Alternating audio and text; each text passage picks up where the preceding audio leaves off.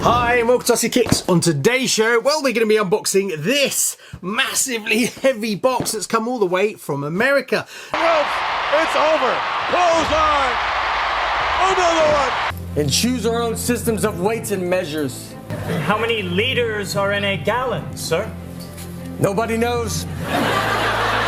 Now, this actually came from a viewer. His name is Scott, and he said he had some cool stuff to send me. So I'm not sure exactly what's in this box, but we're going to find out together. But one thing's for sure, it's pretty heavy, and going that it cost him $135 just to ship this really heavy box. Who knows what's inside, but I'm sure it's going to be fun, so I'm going to unbox it on the show, so we're going to take a look at it. Also, I can talk about a few other bits and pieces while we're doing it.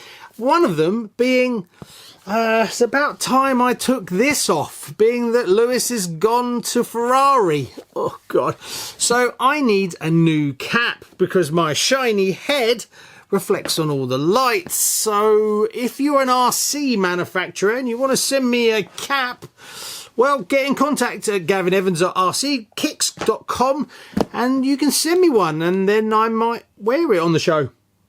Right, let's unbox it and take a look. While we're randomly talking about caps, I was actually sent one over the Christmas period from Rochester RC. This is their latest version. It's embroidered. Fancy. Woo! Also, I have a discount code for them, so you can get 5% off for anything you purchase from Rochester RC. Just use coupon code RCKicks at checkout, and you can save yourself a few pounds. Right, let's speed this up a little bit. It's taking far too long to open this box. So the first thing we're presented with is a bucket of vintage electronics. So the first one I've got is the Tekken TSC 411P, 1990-ish. You're looking at 4 to 11 cells, BEC was 5.7 volts and it was 300 amps. It could run pretty much any motor you liked, but you would have paid $170 for it back in the day. Ouch. Next we have 3 servos, the Hi-Tech HS-925MG, then we've got the Spectrum S6020 and the classic Futaba FP-S132H. The Hi-Tech and the Spectrum I'll use in whatever I'm going to build next, and the Futaba will go in a Shelf Queen. Next we have the quite iconic LRP 1997 IPC Digital No Limits version 6 ESC. Now what's so special about this? Back in 1997 at the IFMA World Championships, 60% of all drivers were using the IPC version 6. Now if that's not successful, I don't know what it is. Next we have the Novak, not that Novak obviously. The Novak NER-2S, and it's a 75 MHz receiver, and it was Novak's first ground receiver ever produced. Released in 1983 and it ran till 1997. After a bit of love and a good cleanup, you can put them inside something like this, a vintage RC10 Gold Pan. Now collecting vintage buggies is one thing, but collecting vintage electronics to fit in them, that's a whole other can of worms. Next we have another Novak, but we're jumping ahead in time to 2007, and it's the GTB. Now this one comes with its box as well. It's a bit of a big fellow, but it runs 4 to 6 cells. The BEC is 6 volt and it pushes out 540 amps, which means it's basically limitless for brushless and brushed. Now I would take that with a pinch of salt, especially the brushless, as since then there's been lots of newer brushless motors that are probably too spicy for it, but luckily in the box is the combo motor that these used to come with. Now I don't know if it's just me, but I love the vintage boxes for the SEs with the colours and the names. Yeah, you could go down a whole other rabbit hole of collecting vintage ESCs and boxes and motors. You can spiral out of control quite a lot. Next we have a new in packet, never used Novak Pro SS 8.5 brushless motor. Now I think this would go with the GTB, but I had a quick look online and I saw it was twinned with the GTB2, which is the ESC that came afterwards, but this should run on the GTB. Next we have another Novak, it's the Cyclone, and it comes with its box. Now this is a 1998, part number 1765. Looking up the specs of this, I did find it's 4 to 10 cell, 420 amps and 6 volt BEC. I did find a really nice review on it, so I'll put it here. Pause the video if you want to read that. Well, the good news is I have lots of vintage cards that these are all going to fit in perfectly. The next thing I found is a whole box of vintage motors and a selection of pinions. Now I'm quite surprised, all these are in pretty good condition if I'm honest. Look at them, they're all really nice. They usually get an absolute battering, especially if you've used them for racing. So the first one is Rick's Pick, and it's a peak performance, and I think this is a 27 turn, but I couldn't find out a great deal about this one. But as you can see, it's in lovely condition and perfect to go into a vintage Shelf Queen.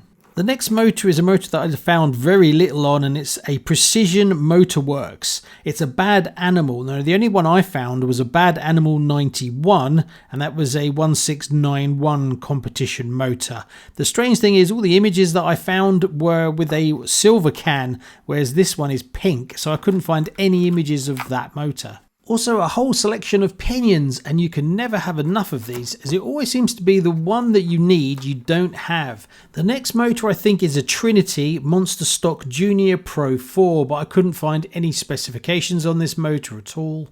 But it's in lovely condition. Now the next motor I found a lot more about, and it's a Trinity D3.5. It's an 11 double wind, and it's part number D3211. Now this was $95 back in the day. It's a 12 turn high speed track motor, and it had 39,400 RPM at 6 volts. And the last motor is a Peak Racing Aurora. The only thing I found about this one is it's 13 turn.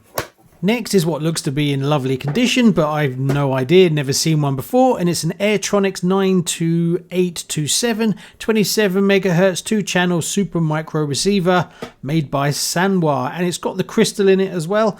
Definitely going to put it in one of my Shelf Queens as it looks mint.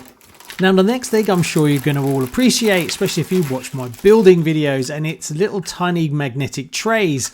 Yes, you will not be seeing any more very old, well-used takeaway dishes. I've got something a bit more fancy now. Check me out, fancy pants. Also, even more pinions. You never have enough pinions, like I said before.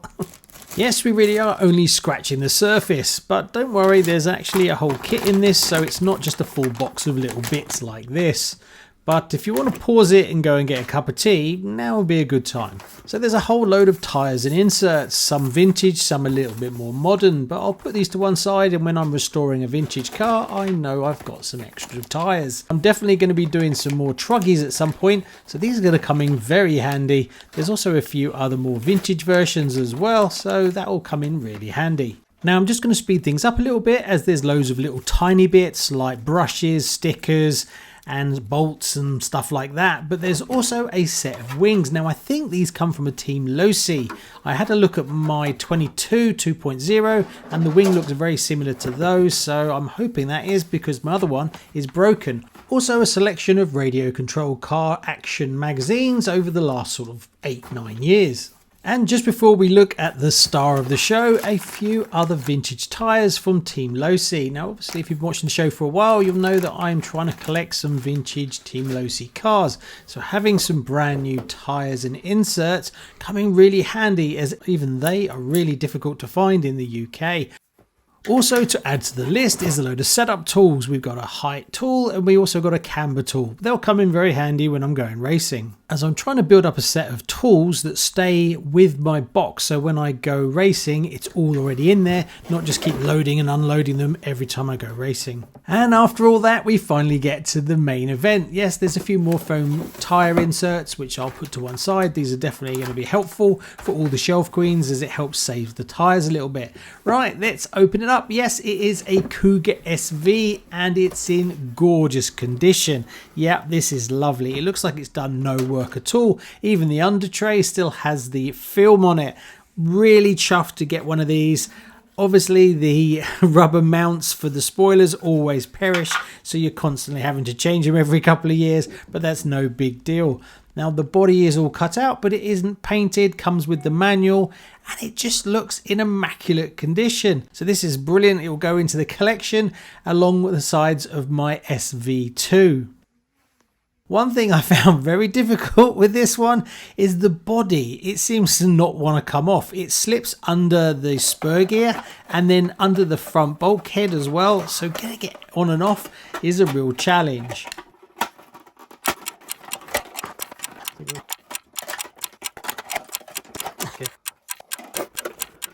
bloody hell. So stay tuned, subscribe if you haven't already, as this car will be back on the show with the SV2, as I need to paint up both bodies. I'm going to make them look almost identical, but look at it, isn't it stunning? I love this age of Schumacher racing cars. You get so much bling and so many options. Anyway, a massive thank you to Scott for sending this beautiful care package. I will use up every single part of it, and they'll go into lots of RCs that are on the show and on the shelves. Thanks for watching. See you on the next one.